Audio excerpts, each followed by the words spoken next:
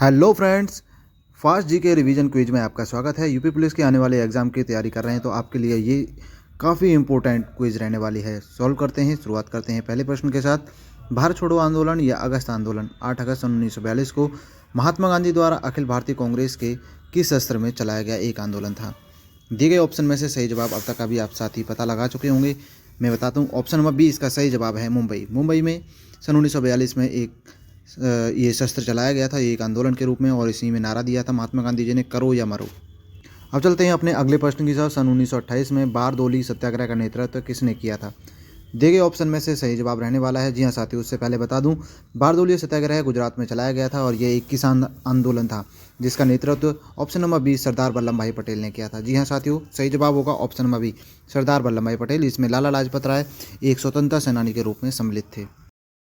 अगला प्रश्न, प्रश्न नंबर 3, महात्मा गांधी को राष्ट्रपिता कहकर संबोधित करने वाले पहले व्यक्ति कौन थे? जी हाँ साथियों, इसका जवाब आप सभी जानते होंगे, ऑप्शन नंबर सी इसका सही जवाब होगा सुभाष चंद्र बोस। आज़ाद हिंद फौज के सर्वोच्च सेनापति की हैसियत से इन्होंने स्वतंत्र भारत की जो अस्थायी सरकार का गठन किया था, जिन्होंने 6 जुलाई सन 1944 को रंगून रेडियो स्टेशन से महात्मा गांधी के नाम से एक प्रसारण किया था, जिसमें उन्होंने अपने एक निर्णायक युद्ध में विजय पाने के लिए महात्मा गांधी जी को राष्ट्रपिता कहकर संबोधित किया था और उनकी आशीर्वाद और शुभकामनाएं मांगी थी।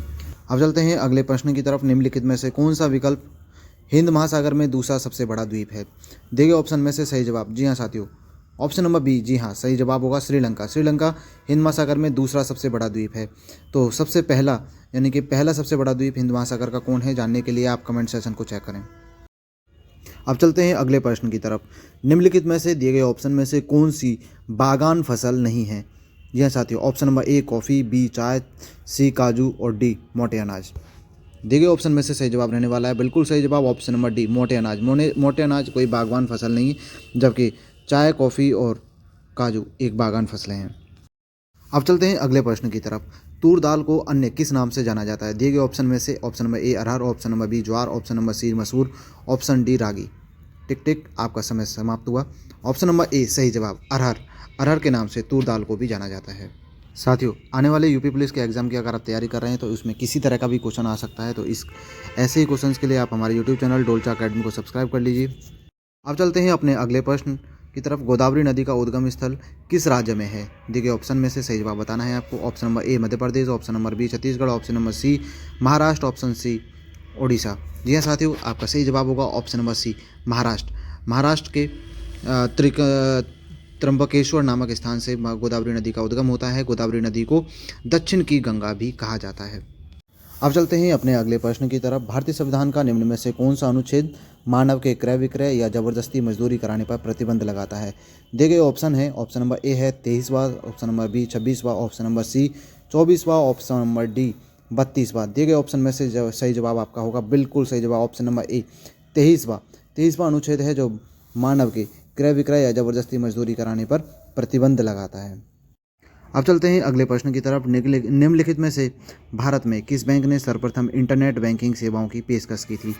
दिए गए ऑप्शन में से सही जवाब रहने वाला है, जी हाँ, पहला ऑप्शन है HDFC, दूसरा SBI, तीसरा ICICI और चौथा ऑप्शन है येस बैंक। दिए गए ऑप्शन में से सही जवाब रहने वाला है ऑप्शन नंबर सी, जी हाँ, ICICI बैंक ने सबसे पहले भारत में इंटरनेट बैंकिंग सेवाएं शुरू की।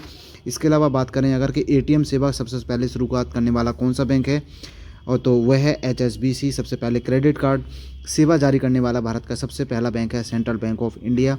इसके अलावा भारत में सबसे पहले म्यूचुअल फंड आरंभ करने वाला सबसे पहला बैंक है SBI। इसके अलावा भारत के बाहर यानी कि विदेश में भारत की का पहला बैंक जिसने भारत से बाहर शाखाएं खोली थी वह है बैंक ऑफ इंडिया। इसके अलावा अगर बात करें भारत में वर्तमान में सबसे पुराना बैंक इलाहाबाद बैंक है। इसी के साथ चलते हैं अब क्वेश्चन नंबर 10 की तरफ, जो कि इस वीडियो का सबसे लास्ट क्वेश्चन रहने वाला है। इसके बाद आपको बताना होगा कि आपने अब तक कितने क्वेश्चंस के सही जवाब दिए हैं। कमेंट सेक्शन में ज़रूर लिख के बताएं और आपकी तैयारी कैसी चल रही है। प्रश्न है हमारा, भारतीय हरित क्रांति के दौरान निम्नलिखित में से किन अनाजों को सबसे ज़्यादा यानी कि अत्यधिक उत्पादन किया गया था? दिए गए ऑप्शन है, ऑप्शन नंबर ए में है गेहूँ और ज्वार, ऑप्शन नंबर बी में है चावल और ज्वार, ऑप्शन नंबर सी है गेहूँ और चावल, ऑप्शन नंबर डी है ज्वार और कपास। जी हाँ साथियों, ऑप्शन नंबर सी इसका सही जवाब होगा गेहूँ और चावल। हरित क्रांति सन 1966 और 67 में शुरुआत की गई थी। 1960 में इसकी नींव रखी गई थी। हरित क्रांति के जो जनक हैं नोबेल पुरस्कार विजेता नॉर्मन बोरलाग हैं, और इस तरह से ये क्वेश्चंस काफ़ी इंपॉर्टेंट हो जाते हैं यूपी पुलिस और एसएससी जीडी के आने वाले एग्ज़ाम्स के लिए। ये एक क्विज़ थी, एक तरह का आपका प्रैक्टिस रिवीजन थी। ऐसे ही प्रैक्टिस और रिवीजन क्विज़ेस के लिए आप हमारे यूट्यूब चैनल डोलचा अकेडमी को सब्सक्राइब कर लीजिए। मिलते हैं अगली वीडियो में, तब तक के लिए जय हिंद साथियों।